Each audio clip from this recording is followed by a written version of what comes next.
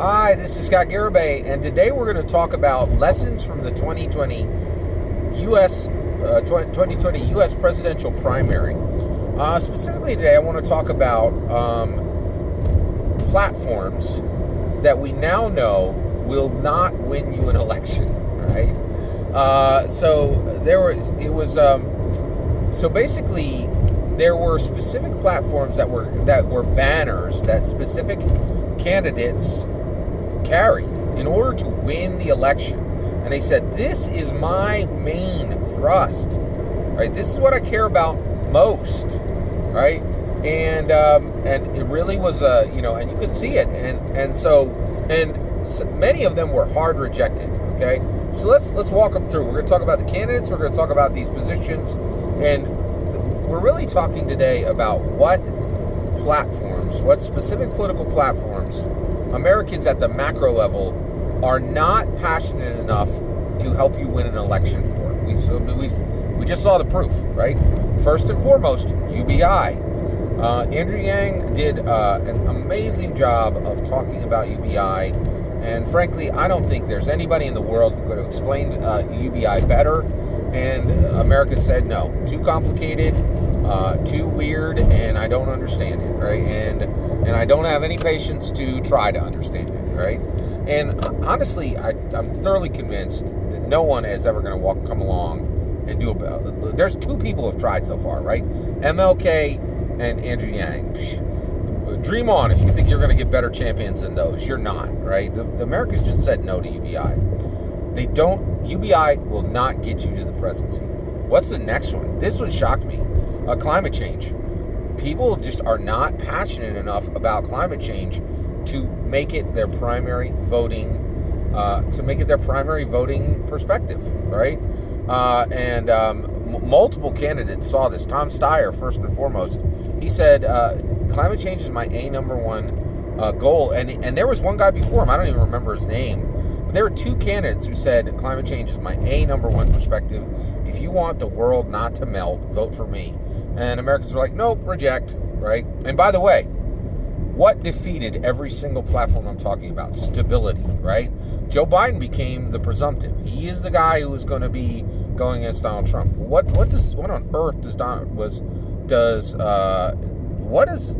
Biden even stand for? Well, 8 more years of Obama, and really that's just stability, right? Let's go back. Let's do things that we understand. Let's remain stable.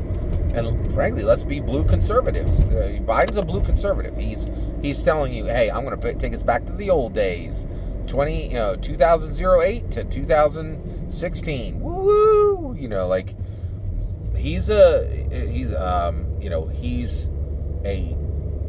dino, a Democrat in name only. He's really very much a conservative. He's a conservative in that he's preserving 8 years of already run Democrat positioning. Okay, all right.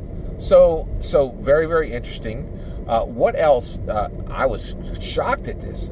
Julian Castro's main push, right, which is a strong, understandable,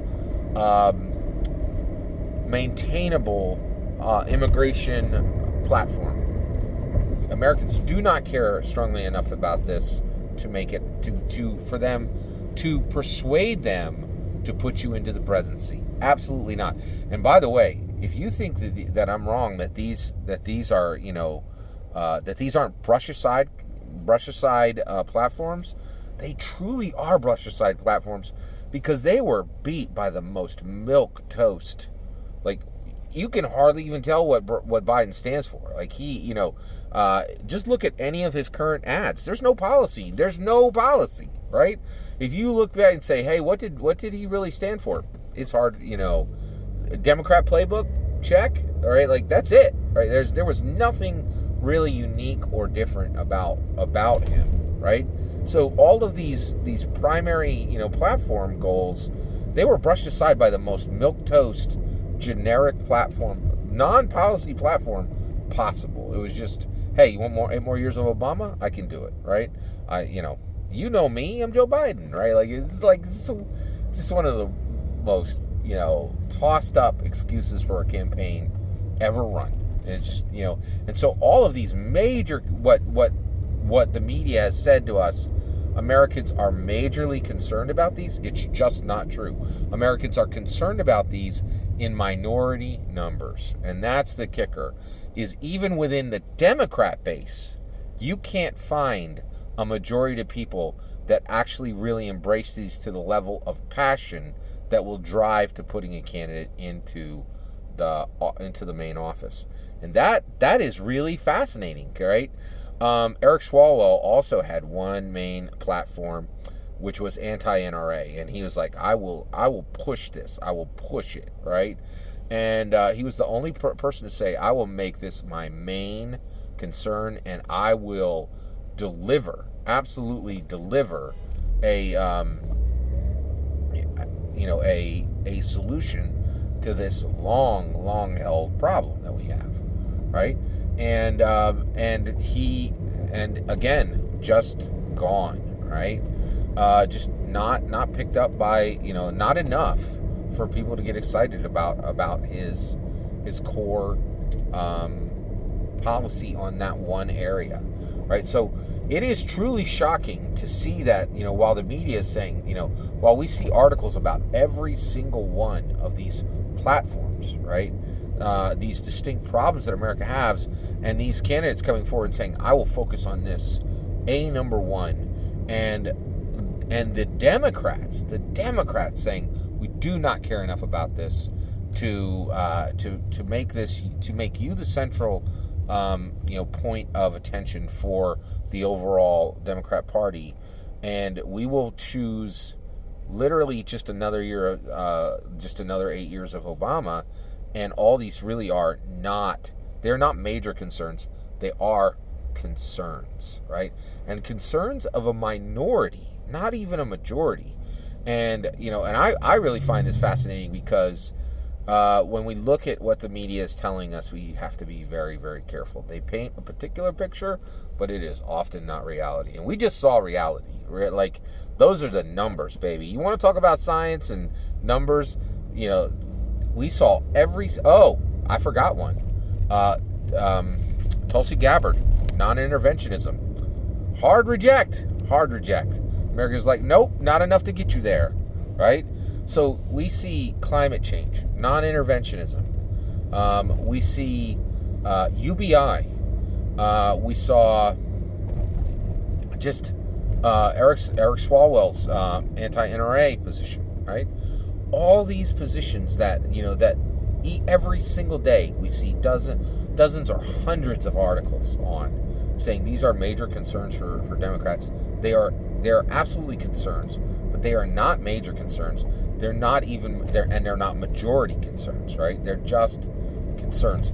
And one of the other issues is one of the reasons why we might be having so much trouble bringing any of these to the fore is there are so many concerns, right?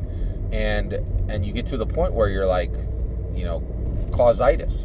There's too many causes, too many causes to really embrace this being a major force, right? And so with that said, I really think there's some hard lessons there, and what we really learned is these are not major concerns. They're not majority concerns. They're not booster rockets that will send you to the presidency. They're just concerns for the Democrats, and I think on the Republican side, they're even less than that. So that is a major, major lesson coming out of that's a huge lesson coming out of the 2020 U.S. presidential primary race. All that's my opinion. I'd love to hear your opinion on the topic. Let me know in the comments below. Please consider liking and subscribing, and have a wonderful millennium.